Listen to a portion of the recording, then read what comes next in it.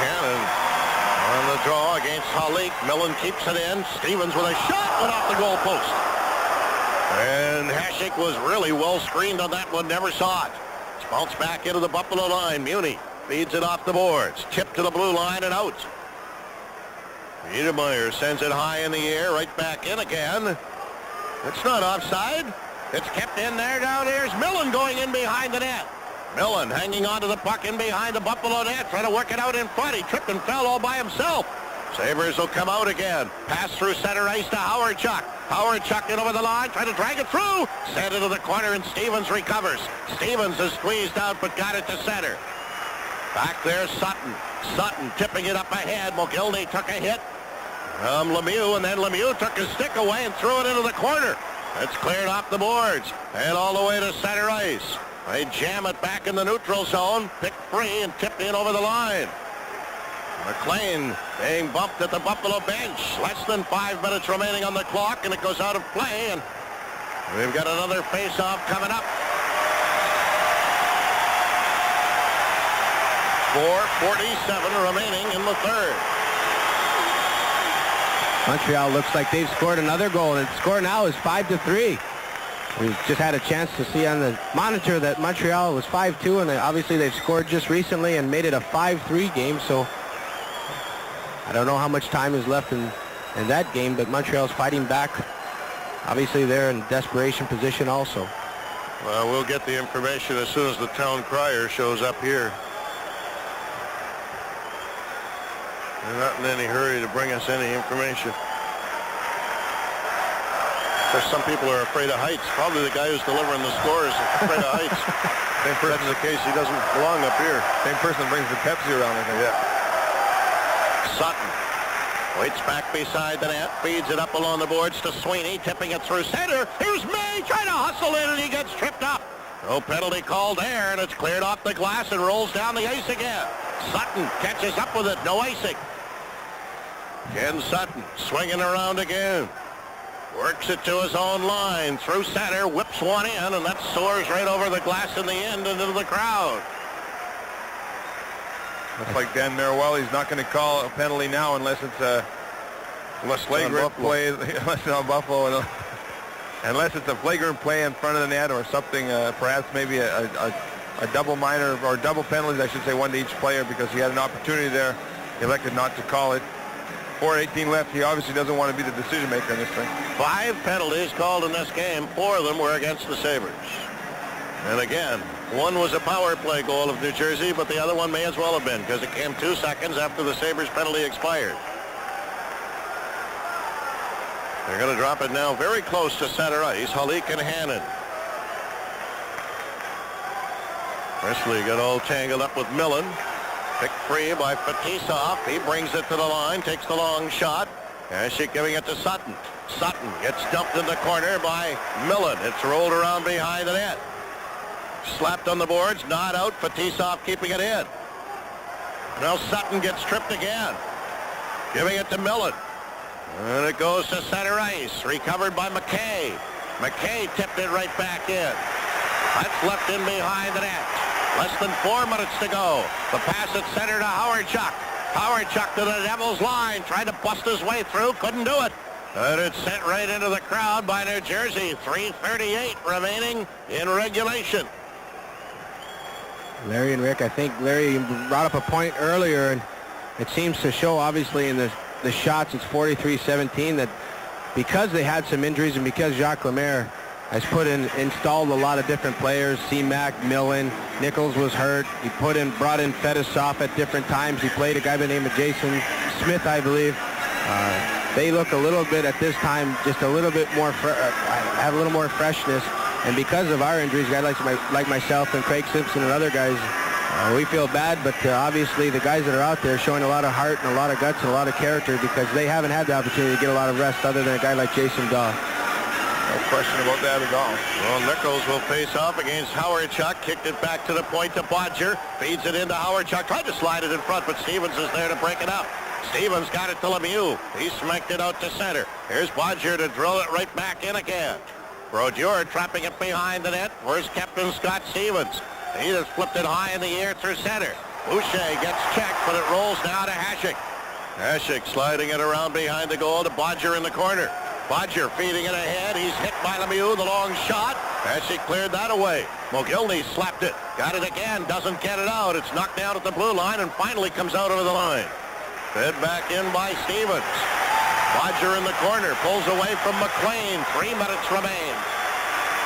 Brodeur starts to center ice. He tips it high in the air. Rolled it in over the line. Oh, and it's cleared away and sent to center again. Schmelik tried to pick it up there. He gets bowled over by Carpenter. Sent to center. Dumped in by May. May tried to catch up with the puck. Went around behind the net. Here's May. Runs right into his check. And now the net is knocked flying again as May took a run at Stevens. And Stevens is yapping back at Brad May. 2:32 left here in this third period. Buffalo's got to some way manufacture one more goal.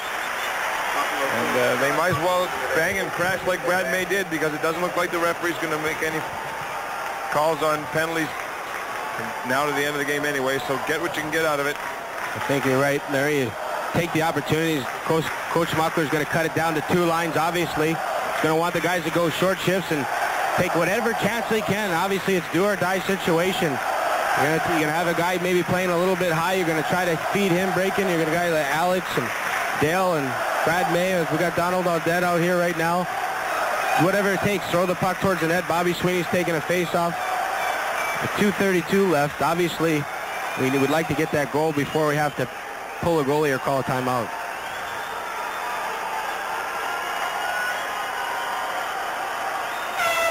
Dowd and Sweeney on the draw. Moeller took a whip at it, but it's knocked down at center ice and chipped up ahead. Dowd gets it again and flips it in. Moeller going behind the net. Guerin went between the goaltender and the post. Sent around on the boards. Sweeney can't get it out. Kept in by the Devils again. Guerin a backhand. Hasek's got that, and then he took a whack from Dowd. Dowd made his play look innocent enough as Guerin just dumped the puck towards the net, hoping somebody would be there. And Dowd just fell to his knees, came in and knocked Dominic Hasek down. Therefore, Hasek had no choice but to hang on to the puck and force this face-off deep in Buffalo Sabres' end to Dominic Hasek's right. And a little bit more time ticks off the clock, partner. Keeping in mind, the Sabres have not used their timeout yet. 2:12 remaining in the third. 2-1 New Jersey. 45 shots. The Devils have pelted on Hasek. Kicked back into the corner by Sweeney. Recovered by Sutton. Sutton rips it around to the boards to May. May can't get it out. Kept in by New Jersey. May got it back again. Here's Brad May trying to sprint away up on the wing for Audette. Audette takes a long shot way wide of the net. Sutton keeps it in, but now it's poked out to center. Moeller back there for Buffalo, waiting for his teammates to get onside. Fires it back in again and heads to the bench. Tipped back in the corner, rolled around to Guerin. Guerin tried to get it out. Is stolen away by May. May poked it behind the goal. Albert around on the boards. Held in by Schmelik, but now it comes free and it goes to center ice. Audette taking a whack at Carpenter. Checked him. Oh, and Carpenter came back and laid the lumber on Audette. Goes around behind the net, picked up by Sutton. Sutton starts away. 1:20 remaining. Brodeur gets checked at center ice. Recovered by Sutton again. They clear it up on the wing to Mogilny. Long pass the other side to Brodeur. Let's his shot go. Brodeur! And he covers up. He saw it coming on the way. Put the rebound rough in front of him and then put the paw on it. I think, Rick and Larry, what you're going to see right now, Coach Mucker probably going to wait for the last moment, call a timeout. Now that we have a face-off down in their end, with 1:11 to go, sometimes you might wait a little bit longer, but these opportunities don't come along too often. You can get your team, get your big guns a big rest, put some plays together. And it looks like that's exactly what Coach Muckler's doing at this time. Whether he pulls Dominic Hasek and puts on a 6 attacker, I don't know, but right now you got to put everything you got. You got to throw it together, have a few design plays. We have some plays off the face-off that we can try. You got to do whatever it takes. Well, you're right about when Muckler made the call. He waited till the referee was getting everybody in position to drop the puck. Then he showed the timeout sign to the linesman and or referee, and he immediately went over to the players' bench, or the scorer's bench. The players came to the players' bench, and John Muckler's talking to him. The New Jersey Devils, on the other hand, have also gathered around their coach, listening to Jacques Lemaire and their goaltenders, both goaltenders are at their respective benches listening to. One play that we like to do in a situation like this, if we do pull the goalie, is who's ever taken the face-off, it probably might be a guy like Bob Sweeney. He's one of our best face-off men. I know Dale, he's stepping on the ice at this time. We like to sometimes get it back to the point and have a player like Alexander McGillney line up on the right side and back off right after the face-off is taken and try to get a pass and have the two guys block their defensemen, their forwards that are coming out, and get Alexander McGillney wide open on the far side for a one-timer. And obviously it looks like we're pulling the goalie to try to get an opportunity with 1:11 left. The reason it works so well, too, with Alex is because Alex can shoot the puck on a one-timer. I spoke too soon. Dominic Hasek has jumped right back in. He looks like he's playing halfway between the net and the blue line. He's up above the hash marks, but he is still on the ice with 1:11 remaining on the clock here in the third period. Maybe the best pass that the Buffalo Sabres have is back in the blue line. That's Dale Hawerchuk. And Pat, I think you're right. McGillney's lined up so he can back away and get that cross-ice pass for a one-timer. Sweeney against Nichols for the draw. Tip back in the corner. Oh, the shot was right on Brodeur. Bruce Driver fired it right at his own goaltender. What a great opportunity, and an opportunity where Bruce Driver looks to throw the puck behind the net, and I don't know if one of our players, Bob Sweeney, hooks him at the same time, or Yuri Hemilev, but he put it right on the net. An inch a little bit higher to the right, it might have gone in. I don't think that's in the playbook, is it, that one? 4 seconds that takes off the clock. We'll try it again, same spot. Rolls into the corner. Driver tied up by Himilev. Falls, trying to cover up on top of the puck. Hawerchuk gets in there. Here's Mogilny along the board. Swings it to Hawerchuk. Couldn't get it back to the point. It's taken away. And sent up to center ice. The Devils come out. Pass on the wing to Lemieux. He takes a shot. Hasek kicked that away. And it's fed to center ice. 45 seconds to go. Dump back into the Buffalo end. Brodeur picks it up. Brodeur trying to work it out of there, and does with a pass on the wing. Out set up ahead to May, but Stevens picked it off and cleared it to center again, and Hasek is unable to get to the bench. Hawerchuk, he flips it up on the wing. Brodeur, the cross-ice pass, dumped in over the line. Slides around behind the net. Hasek goes to the bench. Dumped around to the boards again. Sabres keeping it in. Mogilny trying to cut in front. Jams it in behind the net. He's it out in front. Hawerchuk, a shot. Oh, he hit a body. They all pile in there. Jamming away at it. And play is called with 13.3 seconds remaining. Here comes Stevens now around the outside after May. Stevens used blue again. But it won't matter. He won't get it. Now they're piling here again. Himilev went sailing in after Lemieux. Dale Hawerchuk had an unbelievable scoring opportunity, and somehow the goaltender Brodeur made a huge save. Two guys had scoring chances like that tonight. One was Dave Hannon earlier in the first period, and here with 13 seconds left, Dale Hawerchuk had a good quality scoring opportunity, and unfortunately comes up empty-handed.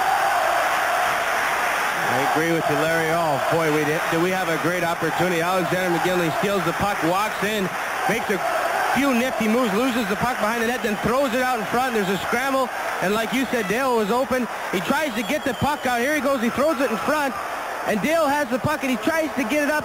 And I don't know if it's Brodeur or one of the guys lifts his legs up, but somehow they block the puck, and there's a melee in front of the net, and everybody's throwing bodies. And with 13.3 seconds left, we've got an opportunity. I don't know if they're going to put this face-off outside or inside the zone.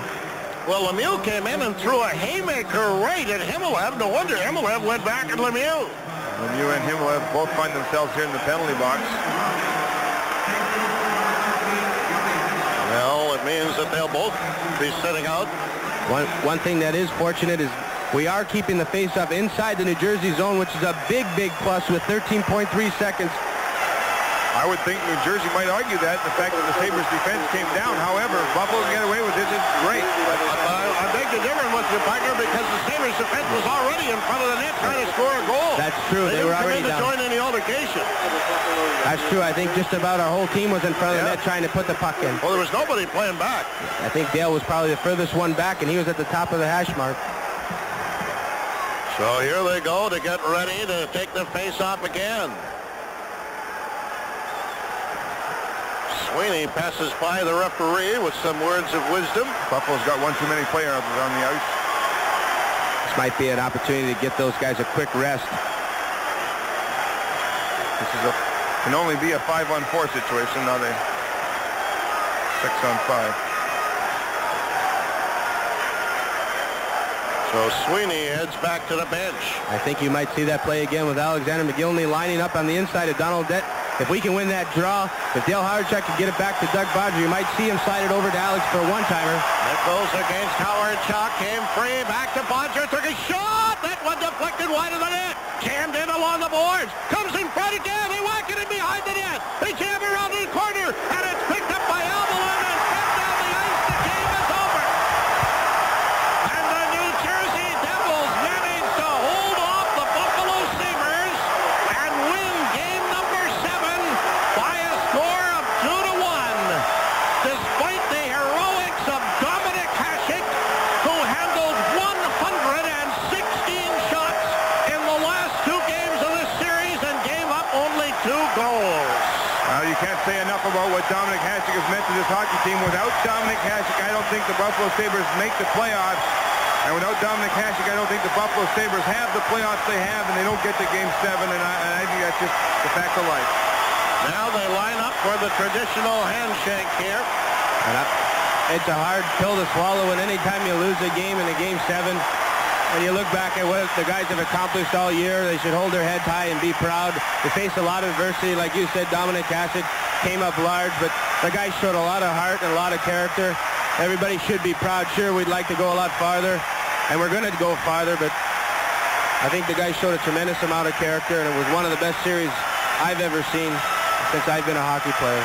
Well, this team certainly did show some character, and the 2 goaltenders now are just shaking hands, and what a class act those 2 kids are. But I mean, this Buffalo Sabres team all season long has been a bunch of overachievers and played above their heads on many occasions, no less than what they did here in the playoffs, and they gave this New Jersey club, albeit perhaps a more skilled club, they gave them a heck of a scare, and it goes down to a 2-1 victory in the 7th game here in New Jersey. Buffalo's got absolutely nothing to hang their head about. And meanwhile, Boston has defeated Montreal 5-3, so the Bruins will open up the series here at the Meadowlands on Sunday afternoon. Now the Buffalo Sabres, their heads are high, but they leave the ice after losing in 7 games to the New Jersey Devils. And the score in the final one tonight here at the Meadowlands, the Devils 2 and Buffalo 1. Plenty more coming up in a moment on the Sabres Hockey Network. You've been hearing Buffalo Sabres Hockey, brought to you by Labatt's, Canada's number 46 shots on goal for New Jersey. But I mean, how can anyone be mad or criticize the Buffalo Sabres Hockey Club? I know as a player, having played in Buffalo for 7 years and having broadcasted now for 14 seasons, all the fans in Buffalo, they're certainly going to be disappointed, but all they want is an effort, and they have gotten an effort every game of the season from this hockey club, and they have a lot to be proud of with this team. And boy, they fought every ounce of the way in this series. Goaltending is not a problem for the Buffalo Sabres. The defense is coming on strong, and again, to reiterate the point that we made, and for John Muckler to put Pat LaFontaine out on the ice tonight in the pregame warm-ups, and again as a prelude to next season, to find out if Buffalo can rekindle that wild, live at the edge of the envelope offensive attack, which they are known for, with Alexander McGillney and Pat LaFontaine and Dale Howardchuk in the infusion of all the players. What they've learned this year is just it's a compliment to not only to the Sabre players,